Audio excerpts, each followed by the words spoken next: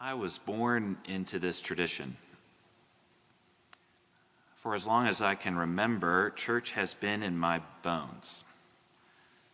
5 months after I was born, I was baptized. And when my mother really wants to embarrass me in company, she'll remind others in my presence that on that day, December 17th, 1989, I had my first piece of solid food, a communion wafer. Other people laughed more than you all did, but anyway, it's so contemplative here. Sorry. So I've been swimming in this water of Episcopalianism my whole life. On most days, that kind of saturation, you might say, is a gift. I'm enormously grateful to my parents and to that community of faith, which together really raised me. And like so many of us who inherit something, we all inherit something, be it a faith or a family or a culture, there comes a point in which we all have to undergo a process of claiming it for ourselves. We ask, does this ring true with who I am becoming? And while I'm at it, who am I anyway? The process of searching, discerning, as we sometimes say around here, or claiming what is true is crucial for any of us, whatever that is. It's especially important, or perhaps we especially think about it at those decision points, those times of transition, those leaps of faith. In my high school and college years, reclaiming faith and my sense of vocation, well, that was top of my list. They were each good things that I wanted in and for my life, and so off I went. I figured out the steps, and I tried my best to move forward from one step to another. With many meanderings and twists and turns, I am profoundly grateful for where it has brought me. That said, in hindsight, I can see some drawbacks. It's less that I was going through the motions, and much more like I was checking off boxes. Find a vision of faith that was inclusive and comprehensive. Check. Pursue a vocation that allowed me to serve others with the promise of at least a mostly comfortable life. Check. Continue to work and grow in my capacity for leadership with ever more challenging and rewarding settings. Check. Fall in love.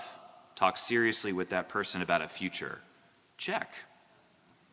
None of those boxes are bad. Some of them, actually, they're all fantastic. All of them can and have led to a life that is abundant and for which I am grateful. But as I list those off, I also discover something else. It can very easily sound like my own Will Stanley created 12 Steps to a New You self-help book. The latest available to you wherever books are sold. And of course, what exactly is that leading to? What is that life for? Was all this box checking an attempt to make myself immune from the changes and chances in life? Well, perhaps. In our reading from Matthew this evening, a challenging one, no doubt, Jesus is clear that following in his way of love won't make us immune from anything. In fact, it will be hard. And even more we hear, if we want to save our life, if we want to be about salvation for the world in the name of love, well, we actually have to lose the life of comfort, but also, yes, the life of ignorance and safety. Or to put it another way, if any want to become my followers, let them deny themselves and take up their cross and follow me. But wait, I thought I checked all those boxes. I thought I did everything that was expected of me. And I have to remind myself that when Jesus talks about denying ourselves, this isn't about rejecting our identity of all those things I searched and found. It's not about groveling on the floor in our sinfulness. No, we don't teach that here. But it is a call to a real life, a life very much in the world, in and around many things which challenge God's own desire for this world. One in where we push against many of the messages of our world and instead proclaim by our lives that there is indeed a different way. And as the old spiritual says, there's plenty good room in God's kingdom for all. All have a place at the table. None of us can follow an easy 12-step path to anything worth living for. There is no easy pass. My path of self-discovery, of claiming who I am and who I'm becoming, was and is essential, yet I remind myself it will not shield me from the hard times.